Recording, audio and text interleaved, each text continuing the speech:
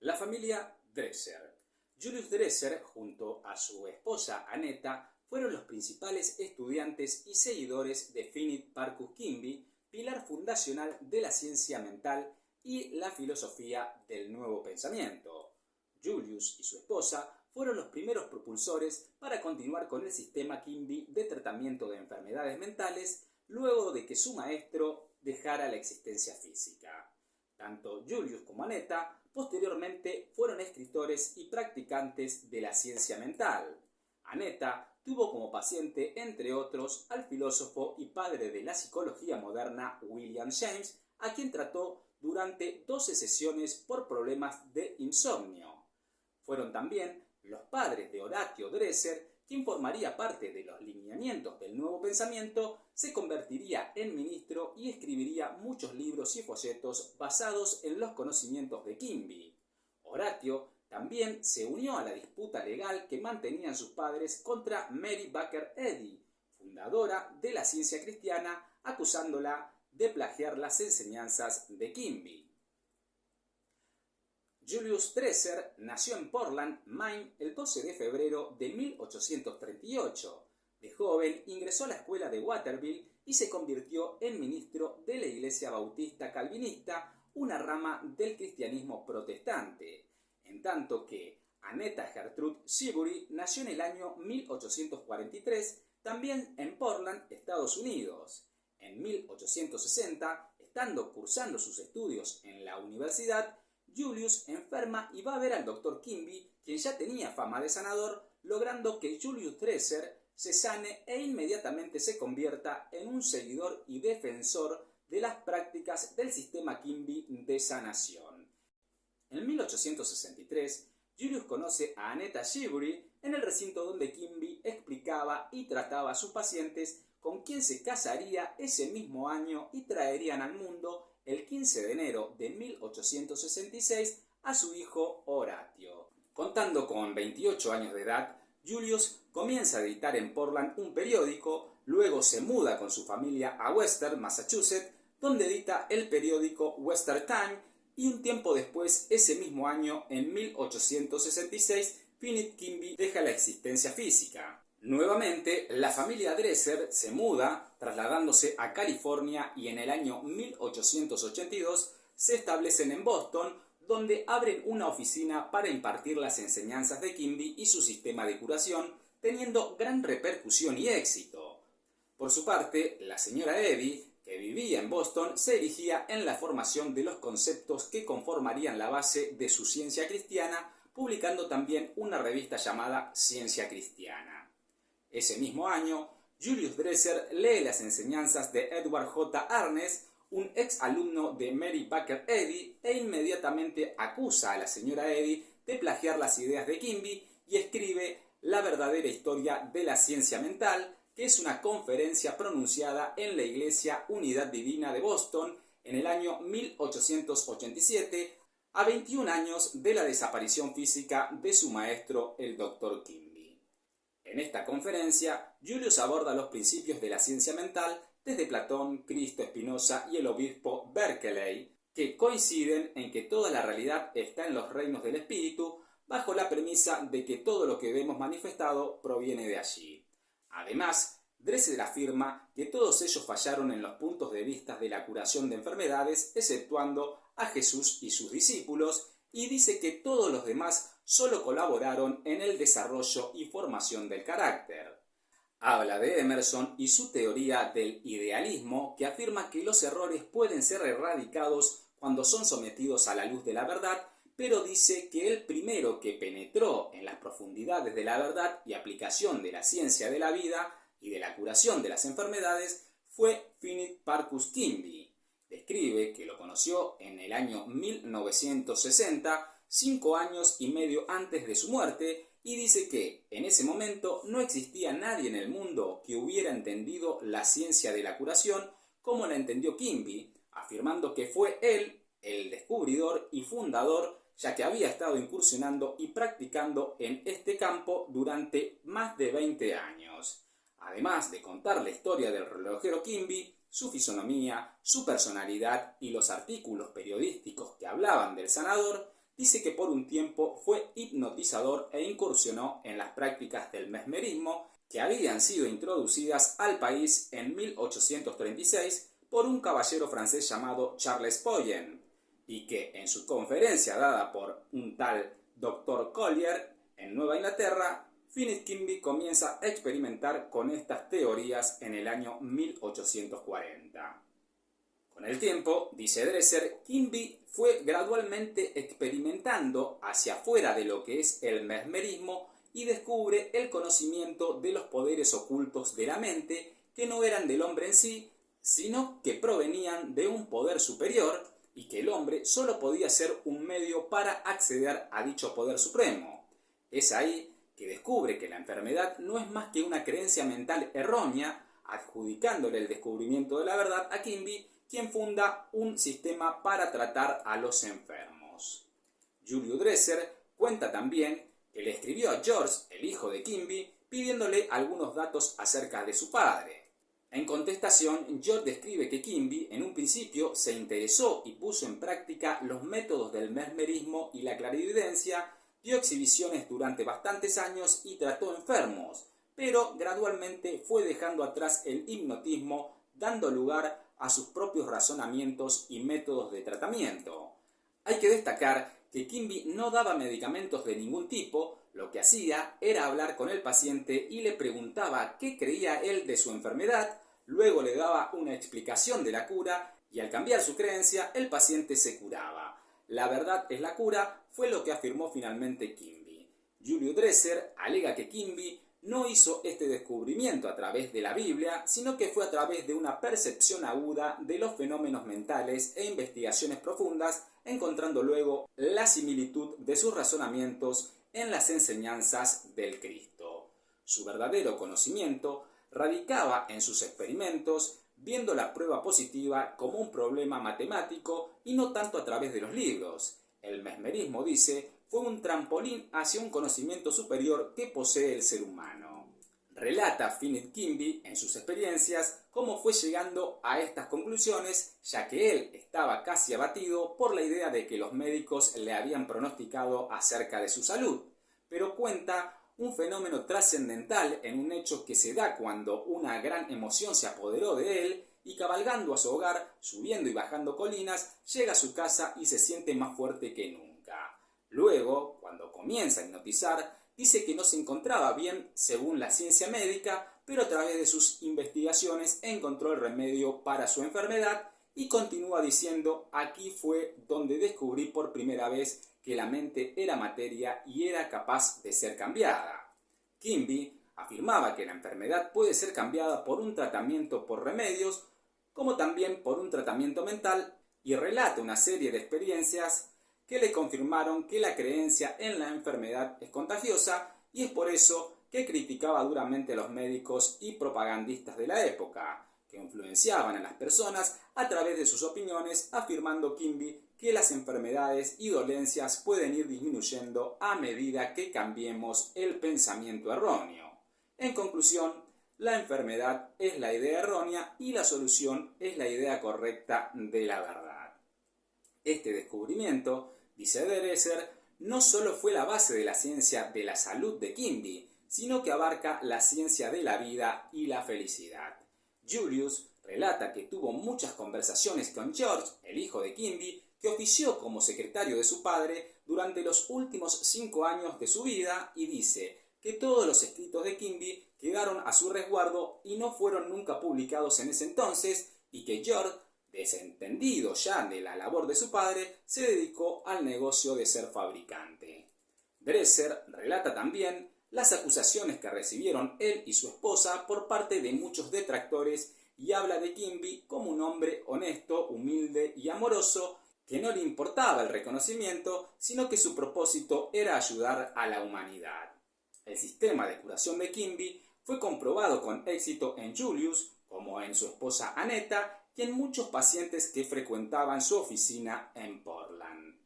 En tanto que la abnegación del Dr. Quimby para con sus pacientes terminó finalmente agotando sus fuerzas físicas hasta dejar la existencia física a los 65 años. Dresser Hace alusión en este discurso al clérigo y doctor Evans, quien visitó a Quimby en el año 1863 como paciente y, comprendiendo la teoría de curación de Quimby, escribió 6 volúmenes relacionados a la ciencia de la mente que tuvieron gran repercusión. Hace alusión luego, y sin nombrarla, a la fundadora de la ciencia cristiana, Mary Baker Eddy, con quien los Dresser mantuvieron una disputa legal por entender que la señora Eddy no reconocía en su libro Ciencia y Salud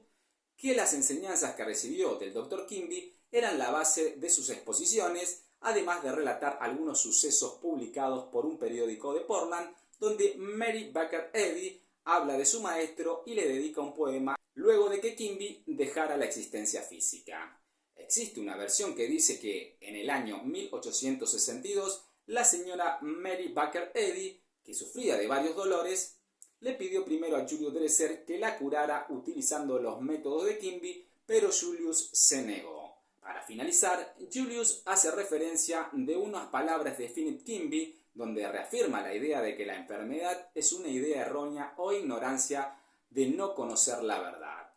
Mientras el movimiento del nuevo pensamiento iba tomando forma a nivel nacional, los Dresser, en la década de 1890, llevan a la señora Eddy a los tribunales acusándola de haber robado las ideas de Quimby, pero la justicia se pronunciaría a favor de Mary Baker Eddy. No obstante, la familia Dresser continuaría con su reclamo incluso después de que la señora Eddy dejara la existencia física, y en su libro titulado La filosofía de Quimby, publicado en 1895, Annetta hace referencia a este reclamo, como también lo hizo en el año 1919 su hijo Horatio, en su libro titulado Una historia del nuevo pensamiento. Veamos ahora lo que describe Annetta en su libro La filosofía de Philip Parker Quimby. Este libro, además de describir la vida de Quimby, su personalidad, su fisonomía y métodos de curación, expone algunos artículos periodísticos que hablaban del impacto que estaba generando el Dr. Quimby en la sociedad de la época,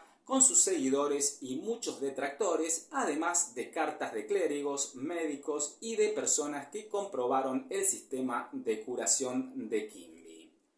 Reconoce Annetta a Philip Quimby como el primero en descubrir los métodos de sanación basados en la ciencia mental y fundando así su filosofía. Describe también cómo Quimby va alejándose del mesmerismo y de ayudante Lucius Purman, a quien ponía en estado de hipnosis para que diagnosticara las afecciones y enfermedades de los pacientes.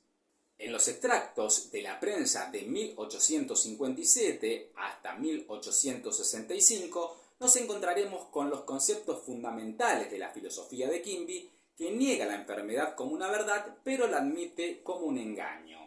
Habla de los 2 reinos que existen en las personas y que se encuentran en permanente guerra. Uno es el del individuo natural, basado en la ignorancia, que se deja llevar por las opiniones erróneas de los médicos y curas, pues entendía Quimby que ellos sugestionaban a las personas haciéndoles creer en la enfermedad, generando que el temor y supersticiones causaran la enfermedad, bajo el concepto de la semilla que se siembra en el subconsciente, crece posteriormente y se manifiesta. El otro reino es el del individuo real, basado en la sabiduría y la ciencia, y a medida que toma conocimiento de la verdad, se hace parte de Dios. La enfermedad, dice Quimby, es un razonamiento falso y la verdadera sabiduría científica es la salud y felicidad. El individuo está hecho de creencias y son las creencias las que crean el cielo o el infierno, siendo la felicidad o miseria causadas por el propio individuo.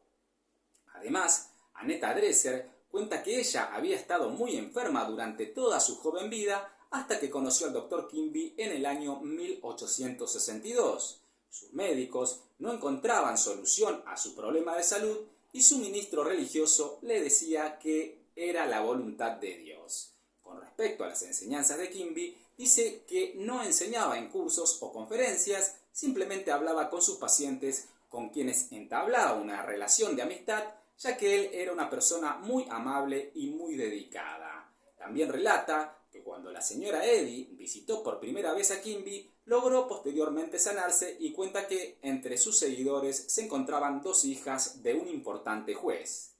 Describe a Quimby como un clarividente que tenía una gran percepción espiritual y podía instintivamente, sin hacer ninguna pregunta, saber cómo la persona había sido engañada en la creencia de la enfermedad. Durante toda su vida, Quimby fue un gran observador y estuvo 20 años estudiando la mente humana en busca de las causas de la enfermedad, no a través de los libros, sino a través de su penetración aguda y su propia experiencia. Es así que su primer descubrimiento lo realiza cuando atiende a una señora que necesitaba un costoso medicamento y, volviéndola al estado de hipnosis, le da un medicamento habitual de hierbas, con lo cual la mujer comienza a mejorarse. El segundo descubrimiento que hace Quimby es que podía detectar atmósferas mentales, coligiendo de esta manera que podría curar a distancia, afirmando no hay materia independiente de la mente, sino que todo es mente o materia espiritual, y esta sustancia sutil etérica puede ser impresionable. El individuo es los sentidos, y cuando cambia los sentidos se produce el cambio para bien o para mal. La mente es materia y las ideas erróneas son materia condensada en enfermedad. Es por eso que Quimby no creía en el Dios de las creencias humanas del temor, la ira y el odio, y su filosofía difiere de los espiritistas y de todas las sectas, afirmando que la vida del individuo es una vida de progresión gobernada por la ciencia o por el error, y saber lo que produce la felicidad es saber lo que produce la miseria. Dios es la sabiduría invisible y está en el corazón de todos. En síntesis, la enfermedad es una creencia y la salud está en la sabiduría. Con respecto a la vida de Horatio Willis Dresser, debemos decir que en el año 1919 se convirtió en el ministro de la Convención General de la Iglesia de Nueva Jerusalén, también conocida como la Iglesia Swedenborgiana, sirviendo brevemente en Portland. Hay que decir que esta iglesia se basa en la filosofía del pensador sueco Emanuel Swedenborg, quien fuera espiritista, clarividente, teólogo, políglota y escritor de mediados del siglo XVIII. Horatio fue una figura destacada dentro del movimiento del Nuevo Pensamiento, ya que escribió muchos libros relacionados, entre ellos editó 2 de artículos de Philip Parkhurst Quimby y también presidió la Alianza Internacional del Nuevo Pensamiento. Se dice que cuando Horatio tenía 13 años, dejó la escuela para trabajar. Luego su familia se mudó a Boston en 1882 y en el año 1884, contando con 18 años, comenzó a practicar la curación mental junto a sus padres. Concluyó sus estudios en Boston y fue admitido en Harvard en 1891. Tras la muerte física de su padre en 1893, deja nuevamente los estudios y 10 años después retorna a Harvard, donde conoce a William James, reconocido como el padre de la psicología moderna. Termina sus estudios y se recibe con un doctorado en filosofía en 1907. William James, en su gran obra titulada Variedades de experiencias religiosas, hace un análisis psicológico y espiritual de las diferentes personalidades que buscaron respuestas en teorías, filosofías y religiones de las diferentes épocas. Allí hace referencia a los principios de la religión mental, citando sin nombrarla a su amiga Annetta Dresser, relatando algunas experiencias de sanación a través de sus métodos, y también hace referencia a Mary Baker Eddy y su ciencia cristiana. Un tiempo atrás, en el año 1895, Horatio se involucró en el Club Metafísico de Boston, un grupo permanente de las ideas del Nuevo Pensamiento, y escribe ese mismo año su primer y más conocido libro titulado El poder del silencio. Esta obra está basada en una serie de conferencias dadas en Boston entre el año 1893 y 1894, donde Horatio plantea, además de una filosofía práctica, una metodología para alcanzar el entendimiento del ser interior, sacando conclusiones a partir de las propias experiencias para poder darse cuenta de lo que significa la vida con el todo, comprender la sabiduría espiritual y la relación que existe entre el razonamiento y la gran alma. Plantea además el desarrollo de la relación íntima con la eternidad para así comprender la naturaleza de Dios esa sustancia única que lo atraviesa todo y donde todo tiene una causa en el movimiento, el tiempo y el espacio que genera el efecto. Habla del Dios inmanente y la posibilidad de habitar con Él a través de la propia conciencia, ya que somos expresiones de la vida infinita y que, al advertir esta presencia, podemos entender el porqué de las cosas y afrontar la vida con un sentimiento de confianza, tranquilidad y fe, dejando de lado los miedos y preocupaciones. Esta transformación que se da en el ser a través de la comprensión y el conocimiento de cómo funciona el poder real o espiritual nos permitirá vivir en paz y equilibrio y mediante la práctica de la quietud, el silencio y receptividad encontraremos nuestro verdadero yo. En el año 1886, Horatio funda una revista llamada Metafísica Práctica, revista que 2 años más tarde se fusionaría con una revista titulada De Arena, donde tiempo después Horatio se desempeñó como editor asociado y en el año 1899 fundaría otra revista llamada Nuevo Pensamiento, la Ley Superior. En 1898, Horatio Dresser se casa con Alice Smith Reed y un año después comienza a dar conferencias en las principales ciudades de los Estados Unidos. Un dato interesante es que, en un artículo de la Constitución de Atlanta, se lo describió de la siguiente manera: alto y esbelto, con una cabeza finamente moldeada, que descansaba sobre un magnífico par de hombros, su apariencia atlética general indica algo más que un mero estudiante. Su discurso es sencillo, directo y sin adornos de las flores de la retórica. A partir del año 1911, Horatio comienza a dar clases en el colegio Ursuns en Filadelfia, Pensilvania, tarea que desempeñó durante 2 años. Horatio Dresser fue un defensor acérrimo de la filosofía de Philip Parker Quimby y luego de que la Biblioteca del Congreso hiciera públicos sus escritos en 1921, compiló y editó una selección de sus documentos llamándolos Los Manuscritos de Quimby, donde reabre nuevamente las acusaciones de plagio contra Mary Baker Eddy y su ciencia cristiana. Otro dato interesante respecto a los adeptos de Horatio es que creían que era la reencarnación de Quimby, ya que había nacido unos meses luego de que éste hubo dejado la existencia física. Otros títulos de los libros de Horatio Dresser son Dios es amor, una ley de la evolución humana, la educación y el ideal filosófico, un médico del alma, entre otros tanto. El 30 de marzo de 1954, Horatio Dresser dejó la existencia física en Boston, dejando un importante legado familiar respecto a la filosofía del movimiento del nuevo pensamiento.